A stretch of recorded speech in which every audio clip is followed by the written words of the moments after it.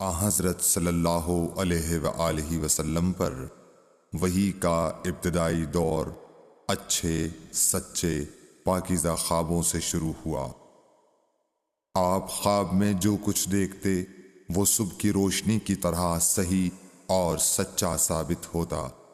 پھر من جانب قدرت آپ تنہائی پسند ہو گئے اور آپ نے غار حرا میں خلوت نشینی اختیار فرمائی اور کئی دن اور رات وہاں مسلسل عبادت اور یاد الہی و ذکر میں مشغول رہنے لگے۔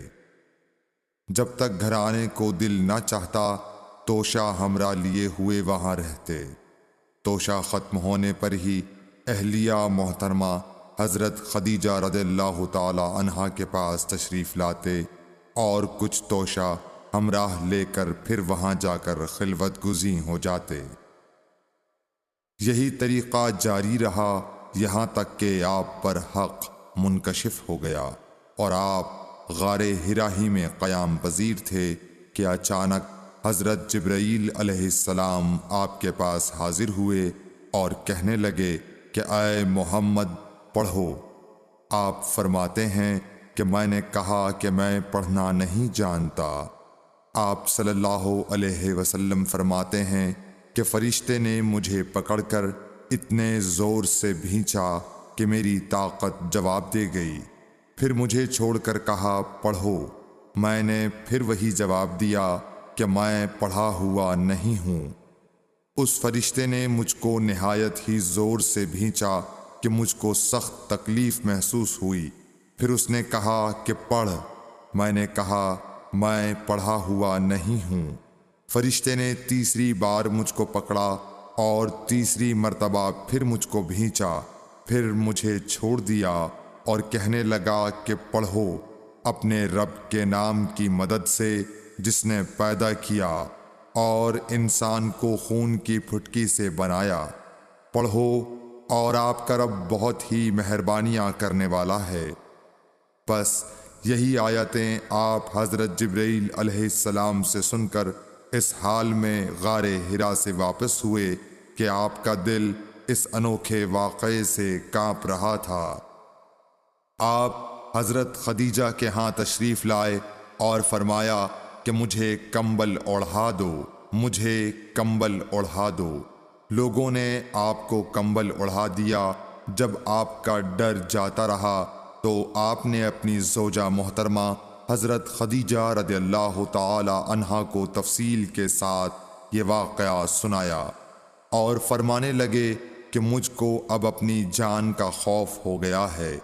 آپ کی اہلیہ محترمہ حضرت خدیجہ رضی اللہ تعالی عنہا نے آپ کی ڈھارس بندھائی اور کہا کہ آپ کا خیال صحیح نہیں ہے۔ اللہ کی قسم آپ کو اللہ کبھی رسوا نہیں کرے گا۔ آپ تو اخلاق فاضلہ کے مالک ہیں۔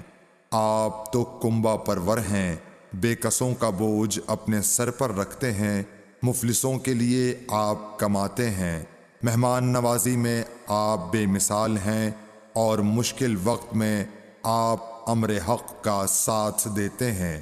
ایسے اوصاف حسنہ والا انسان یوں بے وقت ذلت و خواری کی موت نہیں پا سکتا۔ پھر مزید تسلی کے لیے حضرت خدیجہ رضی اللہ تعالی عنہا آپ کو ورقہ بن نوفل کے پاس لے گئیں جو ان کے چچا زاد بھائی تھے اور زمانہ جاہلیت میں نصرانی مذہب اختیار کر چکے تھے اور عبرانی زبان کے کاتب تھے۔ چنانچہ انجیل کو بھی حسب منشائے خداوندی عبرانی زبان میں لکھا کرتے تھے۔ انجیل سریانی زبان میں نازل ہوئی تھی، پھر اس کا ترجمہ عبرانی زبان میں ہوا۔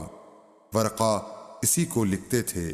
وہ بہت بوڑھے ہو گئے تھے، یہاں تک کہ ان کی بینائی بھی رخصت ہو چکی تھی۔ حضرت خدیجہ رضی اللہ تعالی عنہا نے ان کے سامنے آپ کے حالات بیان کیے اور کہا کہ اے چچا زاد بھائی، اپنے بھتیجے محمد صلی اللہ علیہ وسلم کی زبانی ذرا ان کی کیفیت سن لیجئے۔ وہ بولے کہ بھتیجے آپ نے جو کچھ دیکھا ہے اس کی تفصیل سناؤ۔ چنانچہ آپ صلی اللہ علیہ وآلہ وسلم نے از اول تا آخر پورا واقعہ سنایا، جسے سن کر ورقہ بے اختیار ہو کر بول اٹھے کہ یہ تو وہی ناموس معزز رازدان فرشتہ ہے جسے اللہ نے حضرت موسیٰ علیہ السلام پر وحی دے کر بھیجا تھا۔ کاش میں آپ کے اس عہد نبوت کے شروع ہونے پر جواں عمر ہوتا، کاش میں اس وقت تک زندہ رہتا جب کہ آپ کی قوم آپ کو اس شہر سے نکال دے گی۔ رسول کریم صلی اللہ علیہ وآلہ وسلم نے یہ سن کر تعجب سے پوچھا کہ کیا وہ لوگ مجھ کو نکال دیں گے، حالانکہ میں تو ان میں صادق و امین و مقبول ہوں؟ ورقہ بولا، ہاں یہ سب کچھ سچ ہے، مگر جو شخص بھی آپ کی طرح امر حق لے کر آیا لوگ اس کے دشمن ہی ہو گئے ہیں۔ اگر مجھے آپ کی نبوت کا وہ زمانہ مل جائے تو میں آپ کی پوری مدد کروں گا، مگر ورقہ کچھ دنوں کے بعد انتقال کر گئے، پھر کچھ عرصے تک وحی کی آمد موقوف رہی۔